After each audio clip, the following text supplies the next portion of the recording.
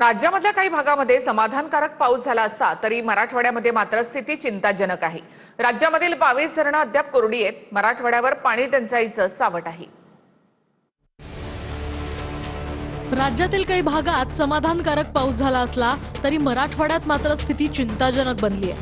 August महिना संपत आला तरी मराठवाड्यातील धरणांमध्ये सध्या केवळ 49.87% पाणीसाठा शिल्लक आहे।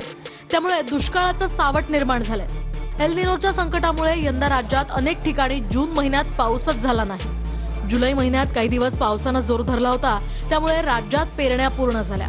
परंतु आता पुन्हा एकदा पावसानं दडी मारल्यामुळे राज्यातील तब्बल 22 धरणं अद्याप कोरडी ठाकच आहेत। यामध्ये छत्रपती संभाजीनगर विभागाची स्थिती चिंताजनक आहे। गतवर्षी याच कालावधीमध्ये या विभागातील धरणांमध्ये 69.3% पाणीसाठा होता। यंदा हाच साठा 49.87% आलाय। दरम्यान विभागनिहाय पाणीसाठा पाहूया। कोकण विभागात 89.53% पाणीसाठा आहे। पुणे विभागात 87.94% पाणीसाठा आहे, तर नाशिक विभागात 77.53% पाणीसाठा आहे। अमरावती विभागात 61.95% पाणीसाठा आहे, तर नागपूर विभागात 59.79% पाणीसाठा आहे आणि सगळ्यात कमी छत्रपती संभाजीनगर विभागात 49.87% पाणीसाठा आहे। राज्याचा हा सरासरी पाणीसाठा समाधानकारक दिसत असला तरी विभागनिहाय असमतोल स्पष्टपणे जाणवतोय।